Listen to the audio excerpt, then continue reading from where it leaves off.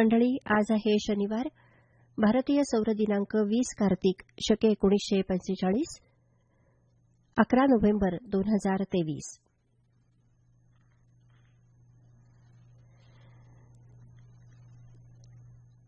कार्यक्रमात आता ऐकूया शेतकऱ्यांच्या अनुभवांवर आधारित कार्यक्रम आम्ही शेतकरी. यामध्ये गौ आधारित नैसर्गिक शेती करणारे शेतकरी प्रशांत भुसाळ यांची गौरव शिंपी यांनी घेतलेली मुलाखत ऐकवित आहोत. या मुलाखतीचा आज तिसरा आणि शेवटचा भाग.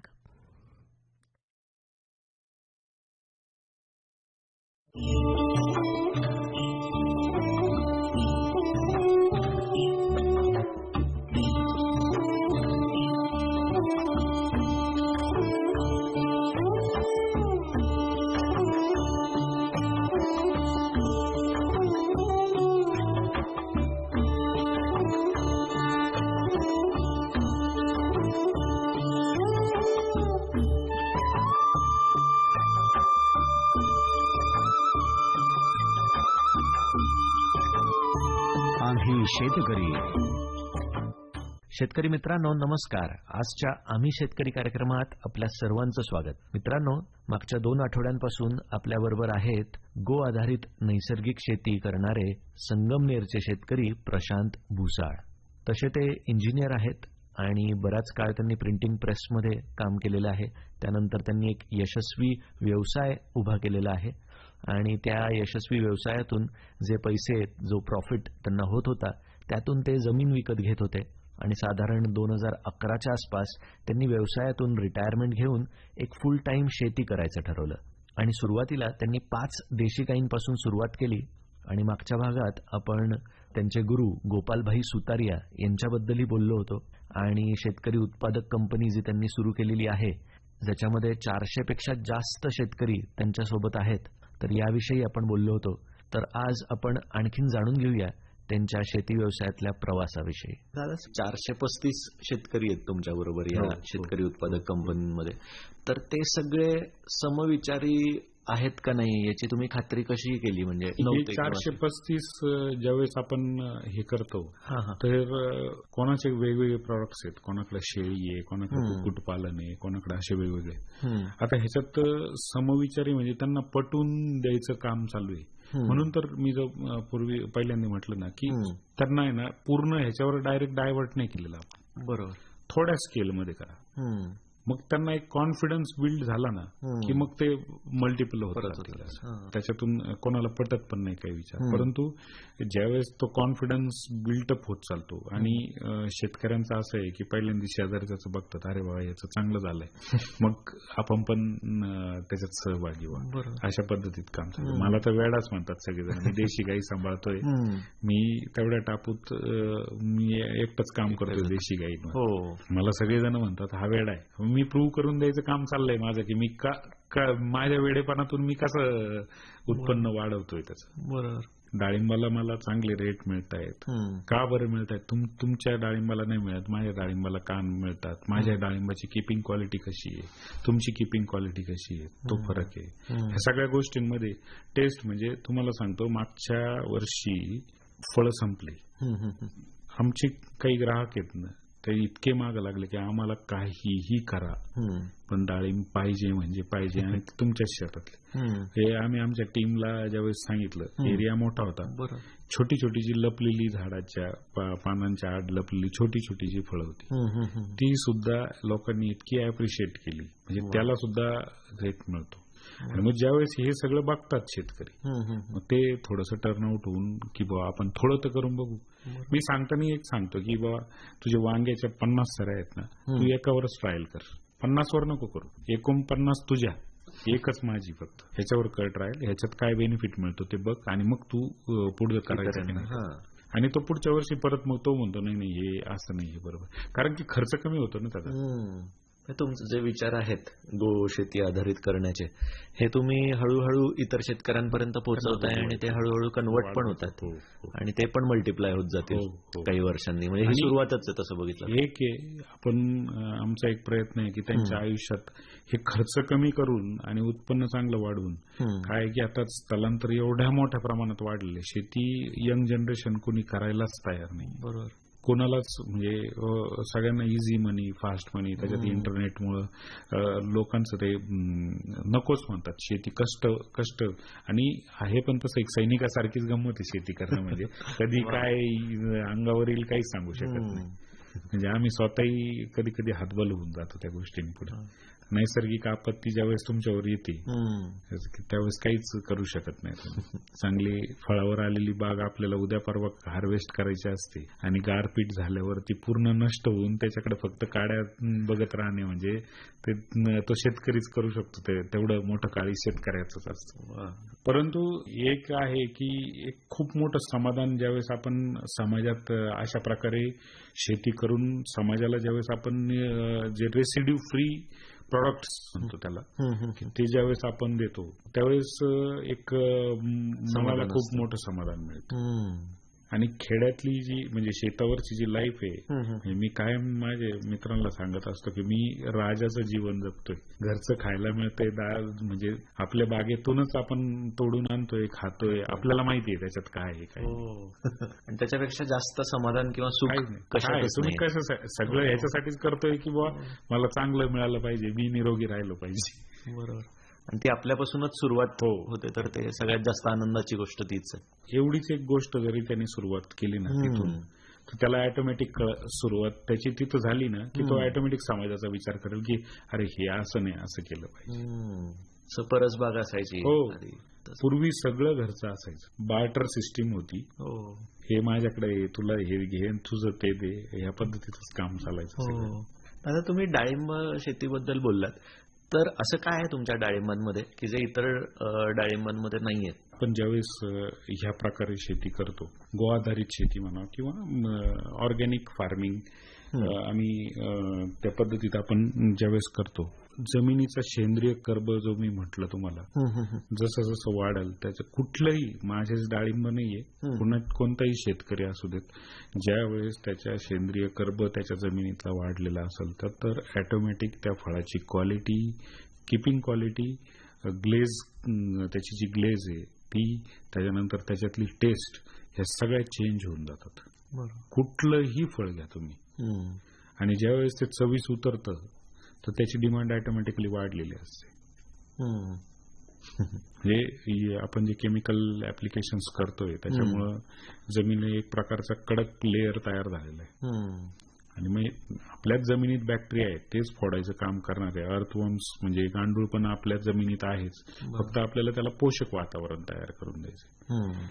शेतकऱ्यांनी त्याचा थोडासा अभ्यास जर केला की काय दिल्याने काय होतं, म्हणजे मी पण कधी एवढ्या डीपवर अभ्यास नव्हता केला की कोणते बॅक्टेरियाज काय काम करतात काय नाही. मग ते ह्याच्यातून तो ज्यावेळेस अभ्यास झाला तो त्याचे रिझल्ट ऑटोमॅटिक यायला लागले सगळे. आणि एकच गोष्ट आहे की तुम्ही ते डिकम्पोजर म्हणून वापरू शकतात, फंजीसाईड म्हणून वापरू शकतात, इन्सेक्टिसाईड म्हणून पण वापरू शकतात.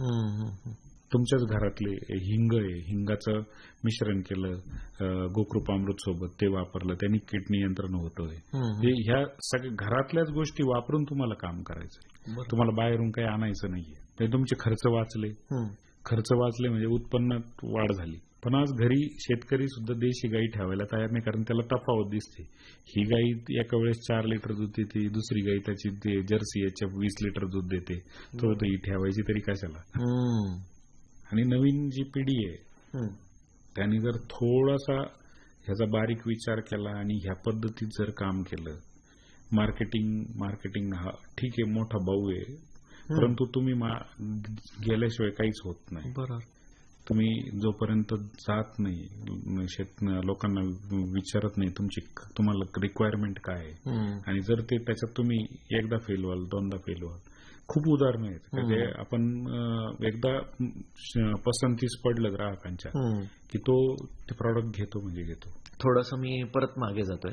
तुम्ही म्हणजे व्यवसायामध्ये होतात जो सक्सेसफुल झाला, त्या सक्सेसफुल झाल्यानंतर त्या पैशातून तुम्ही जमीन घेतली, पण एक जो साधारण आपण टर्निंग पॉइंट म्हणतो ना, की ज्याच्यामुळे असं वाटतंय की नाही मी करणार तर मग ऑर्गॅनिक शेतीच करणार आणि शेतीमध्येच मी पूर्ण वेळ माझा देईल आणि त्याच्यामध्ये काहीतरी क्रांती घडवून आणेल, हे कधी वाटलं साधारण आपल्याकडून घडावं किंवा घडायला पाहिजे, तर तो कुठला टर्निंग पॉइंट होता साधारण आयुष्यातला? मी एका फूड प्रोसेसिंग कंपनीमध्ये ऍज अ डायरेक्टर होतो आणि दुर्दैवाने तिथं आमची फार मोठी फसवणूक झाली. अच्छा.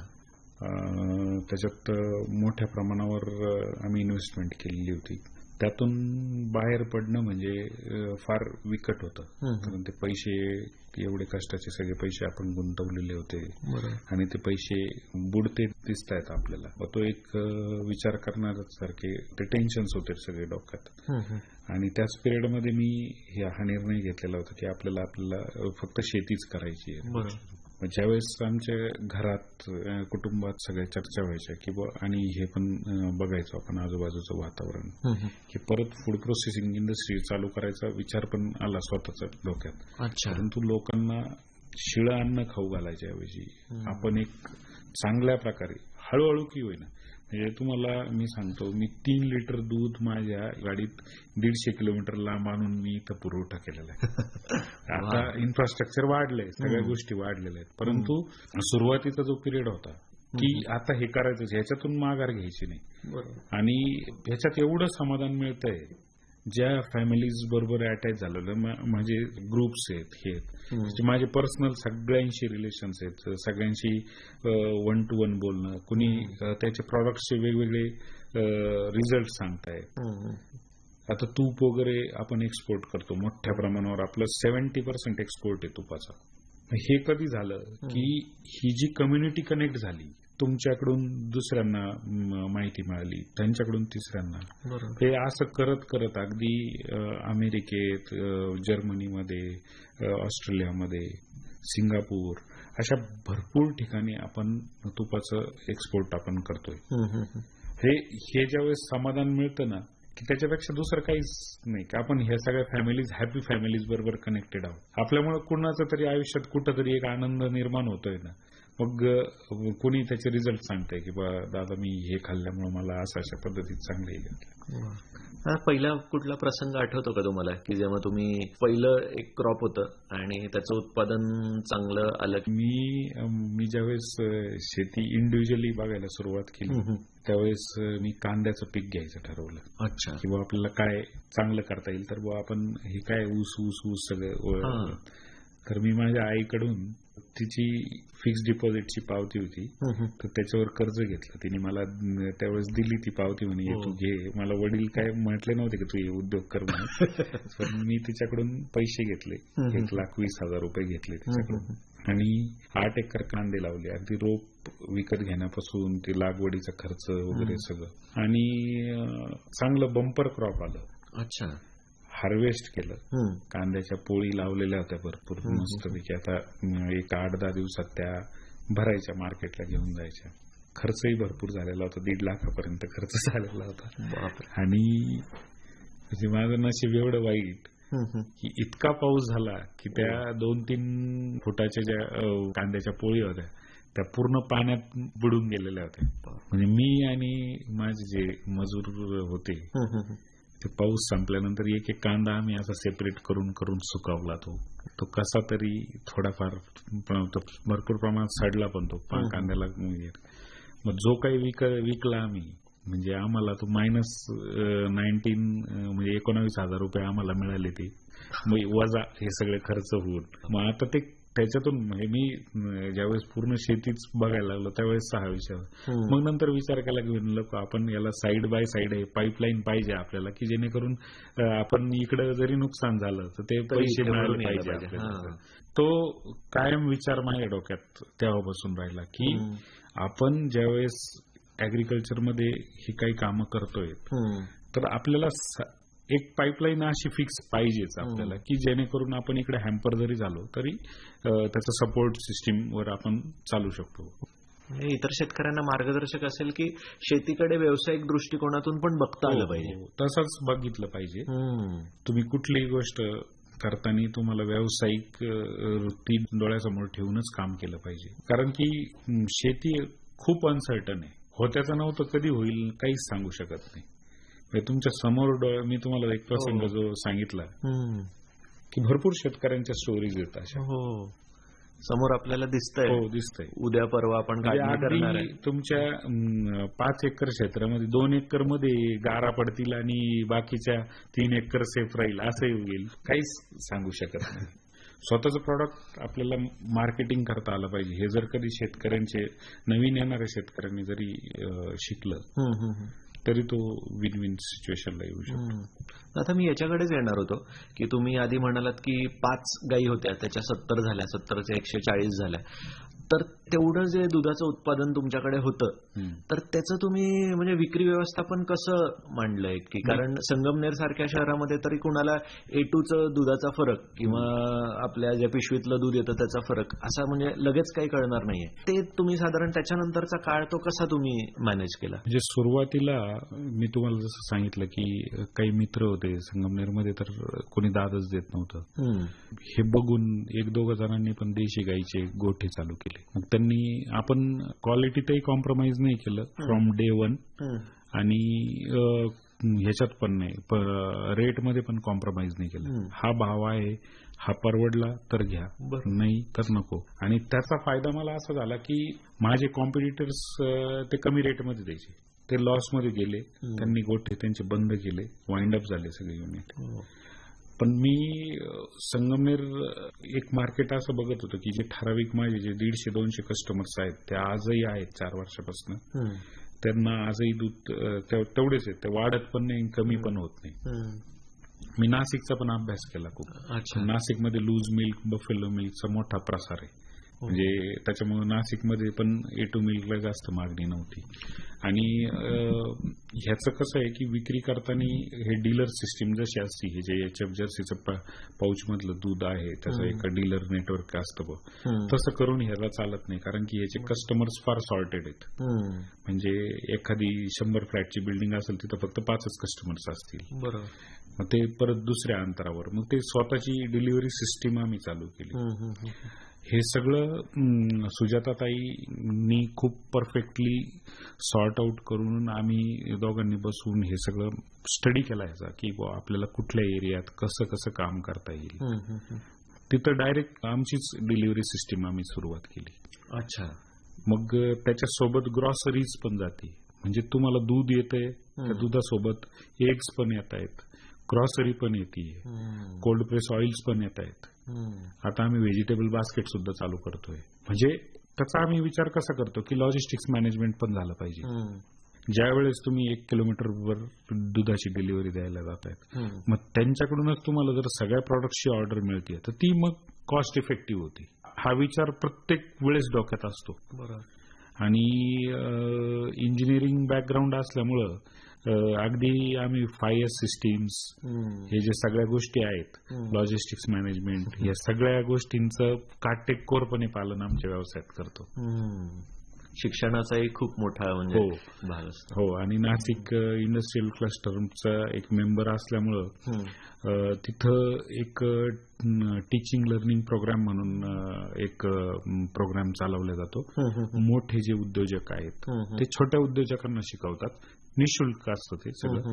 ते पण त्याचा पण क्रायटेरिया असतात, ते तिथं पण प्रॉपर वेनी ते सगळे तुम्हाला त्याच्यात पास व्हावं लागतं त्यांच्या ज्या काही अटी शर्तींमध्ये. मग तुमचं सिलेक्शन होतं, मग तुमचं पुढं तुम्हाला ट्रेनिंग दिलं जातं. तिथं प्रत्येक गोष्टीचं वेगळं, HRचं वेगळं असतं, फायनान्शियल प्लॅनिंगचं वेगळं असतं, मार्केटिंगचं वेगळं असतं, फायनान्सचं, असं ह्या सगळ्या गोष्टींमध्ये तिथं मग त्याचे कुठंतरी आपण शिकून इकडे इम्प्लिमेंटेशन करतो. हे माझी वृत्ती अशी आहे की मी रोज प्रत्येकाकडून काही ना काही घेतो आणि त्याचं इम्प्लिमेंटेशन चांगलं असेल तर लगेच करून लगेच तिथं.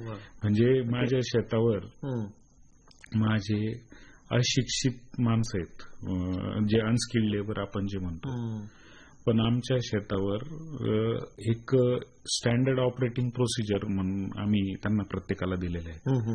म्हणजे अगदी तुम्ही ट्रॅक्टर ज्यावेळेस काही कामानिमित्त बाहेर काढतात त्याचं रिडिंग घेतलं जातं. तो कशासाठी वापरलाय त्याचं पण मॉनिटरिंग केलं जातं. त्याला किती डिझेल खर्च झालाय हे पण तोच करतो मॉनिटर. म्हणजे एवढ्या मायक्रो लेवलला ज्यावेळेस तुम्ही जाताल, म्हणजे ज्यावेळेस आपण 232 एकरचा फायनान्शियल स्टार्ट आपण समोर ठेवतो, तर त्यावेळेस हा मायक्रो प्लॅनिंग आम्हाला खूप उपयोगी येतो. म्हणजे तुम्हाला काय काय गोष्टी केल्या पाहिजे, रोजचं मॉनिटरिंग झालंय का, मग तो संध्याकाळी रिपोर्ट येतो आपल्याकडे. मग त्याच्यावरून आपल्याला पण प्लॅनिंग करता येतं की इथं खर्च होतोय, मग इथं काय काय केलं पाहिजे. गायींच्या गोठ्यात सुद्धा जी कामगार आहेत त्यांच्याकडून पण, म्हणजे अगदी गायींच्या पाण्यामध्ये तुरटी ठेवल्यावर दुधात वाढ होती का, त्या गायीचा पाण्याचा पीएच किती आहे हे सुद्धा मॉनिटर केलं जातं. म्हणजे एवढ्या मायक्रो लेवलला ज्यावेळेस तुम्ही काम करतात ना, ऑटोमॅटिकली त्याचे रिझल्ट आपण जे म्हणतो थेंबे थेंबे तळ साचतं, तसंच ते पुढे मिळायला सुरुवात होती. मी जे 2-3 गोष्टी तुम्हाला जे बोललो की लॉजिस्टिक्स मॅनेजमेंट झालं, हे जे प्लॅनिंग झालेत, मॉनिटरिंग तुम्ही केलं, तुमचं रेकॉर्ड तुमच्या समोर लगेच सगळे देऊन जातं की काय काय होऊ शकतं त्याच्यात.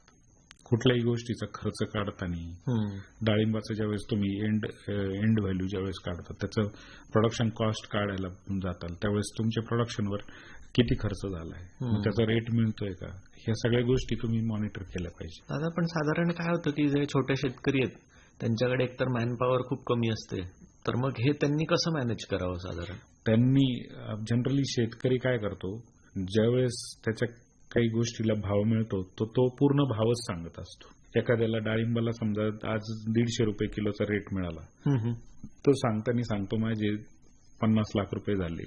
त्याच्या पाठीमाग त्यांनी जे केलेला खर्च आहे त्याचं अनालिसिस नसतं. तो स्वतःचा खर्च कधीच लावत नाही. आणि जोपर्यंत तो स्वतःचा खर्च लावणार नाही त्याला कधीच ते अनालिसिस होऊ शकत नाही. आज शेतकऱ्यांच्या घरी तुम्ही कुठेही जा, शेतकऱ्याची बायको, तो स्वतः, ते दिवसभर राबत असतात. बरोबर. त्याचं ते धरत नाही की आपला पण रोज आहे, आपण पण आज एक एम्प्लॉई म्हणूनच काम करतोय त्या युनिटसाठी. मग त्याच्यातून आपल्याला काय मिळतंय. तितक्या मायक्रो लेवलला तुम्हाला जाऊन काम करावंच लागेल. तर त्यावेळेस जोपर्यंत तो स्वतःचं बजेट नाही काढत ना, मग तोपर्यंत तो त्या सिच्युएशनला येत नाही की बाबा आपलं फायनान्शियल प्लॅनिंग आपण कसं केलं पाहिजे.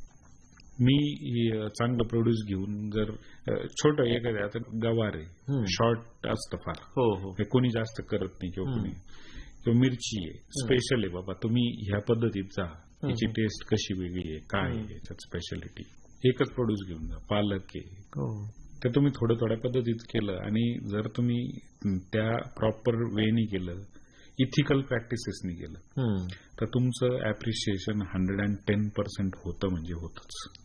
आणि दुसरी एक सिस्टीम आम्ही सुरुवात केली आहे की ज्यावेळेस आपण एवढे कस्टमर अटॅच करतोय, तर त्यांच्या मनात कुठंतरी एक शंकेला जागा असते की बाबा हे खरंच हे करत असतील काही. मग त्याच्याकरता आम्ही काय केलंय की फार्म व्हिजिट्स 24/7 आमचा फार्म तर कधीही ओपनच असतो. फार्म व्हिजिट्स तुमच्या जेवढ्या जास्तीत जास्त होतील, म्हणजे मला आलेले अनुभव तर मी तुम्हाला सांगतो की ग्रुपवर एखाद्या ताई असतील, त्यांना म्हणजे विश्वासच नसेल, ती एक मेंटॅलिटी असते की बाबा हे एवढे चार्जेस घेतात आपल्याकडून, हे काहीतरी चुकीचं कुठून तरी आणून आपल्याला हे देत असतील किंवा. पण ज्या वेळेस त्या तिथं आल्या, त्यांनी हे सगळी प्रोसेस बघितली, फिरून बघितलं, सगळ्या गोष्टी त्यांनी मॉनिटर केल्या, तर त्यावेळेस त्यांना त्याच्यानंतरचं जे त्यांचं वागणं होतं ना, ते एकदमच ड्रास्टिकली चेंज होतं. एक विश्वास होता की हे इथून आलेलं आहे, हेच परफेक्ट आहे. आता आउट ऑफ द वे थोडंसं सांगतो, श्रीखंडामध्ये साखर वापरायला गव्हर्नमेंटची 1 किलो चक्क्याला 1 किलो साखर वापरू शकता तुम्ही. अच्छा, म्हणजे असे पॅरामीटर्सच आहेत. तर साखरेची किंमत किती आहे? समजा व्हाईट शुगर 40 रुपये 1 किलोनी मार्केट. श्रीखंड काय किंमत आहे? 200 रुपये किलो. म्हणजे साखर 40 रुपयाची वापरून ते 1 किलो वाढून तुम्ही 200 रुपयाला विकता. तुम्ही प्रॉपर वेनी जी टेस्ट आहे लोकांना पाहिजे. आता आमचं जे देशी गाईचं श्रीखंड आहे, तर त्याच्यात फक्त 650 ग्रॅम साखर येते. अच्छा. आणि त्याच्यामुळे लोकांना ती टेस्ट भावली, त्याच्यात ते अप्रिशिएशन खूप झालं. मग ह्या पद्धतीत व तुम्हाला जी गरज आहे तेवढंच करा तुम्ही. बेनिफिट मिळतोय म्हणून तुम्ही ते नका करू. दादा, आतापर्यंत आपण भरपूर विषयांबद्दल बोललो. एकतर तुमचा प्रवास अख्खा आपण बघितला आतापर्यंतचा, मग तुम्ही शेतकरी उत्पादक कंपन्यांबद्दल पण आम्हाला सांगितलं, बऱ्यापैकी माहिती दिली, तुमच्या घराबद्दल पण आपण बोललो. तर आता जाता जाता एक आपण आपल्या मुलाखतीच्या शेवटाला येतोय, तर इतर शेतकऱ्यांना काय मार्गदर्शन कराल, काय सांगाल, काय सल्ला द्याल, खास करून जो युवा शेतकरी आहे त्यांना मी पण? युवा शेतकऱ्यांसाठी एकच सांगू इच्छितो. आज मी बघतोय की गावाकडची सगळी मुलं फक्त नोकरी निमित्ताने मोठ्या शहरांकडे येते, तिथं हेळसांड होती. हे काहीही काम करायला लागतंय, पैसे उरत नाही. फक्त आज सगळ्यात मोठी समस्या मुलांच्या लग्नाची आहे. शेतकऱ्यांच्या मुलांना कोणी मुली देत नाही. मग तो कुठंतरी नोकरीला आहे बुवा. परंतु जर स्वतःचा व्यवसाय करायचा असेल किंवा स्वतः युवा पिढी त्याच्यातून पळ काढतीये शेतीतून, कोणाला शेती नकोय, परंतु त्यांनी ह्या नैसर्गिक शेती म्हणा किंवा ऑर्गॅनिक शेतीचे जे प्रॅक्टिसेस चालू आहेत आज, त्याच्यात व्यवस्थितपणे लक्षपूर्वकपणे काम केलं आणि ह्या तंत्रज्ञानाचा व्यवस्थित उपयोग करून मार्केटमध्ये तुम्ही जर स्वतः गेले, अडचणी प्रत्येक व्यवसायात असतात. प्रत्येक व्यवसाय असा नाहीये की तुम्हाला आज केलं आणि लगेच उद्या यश संपादन होईल, परंतु ह्या स्ट्रगल्समधून तुम्हाला निश्चितच चांगले काहीतरी मिळेल. आणि ज्यावेळेस स्वतःचं मार्केट आपण तयार करू शकतो, तर तुमचा व्यवसाय तुम्ही पुढे वाढवू शकतात शेतीचाच. दादा, आतापर्यंत मुलाखतीमध्ये खूप छान माहिती तुम्ही दिली आणि मी आशा करतो की सर्व शेतकरी बांधवांना याचा खूप फायदा होईल. आणि शेती खरं तर आपल्या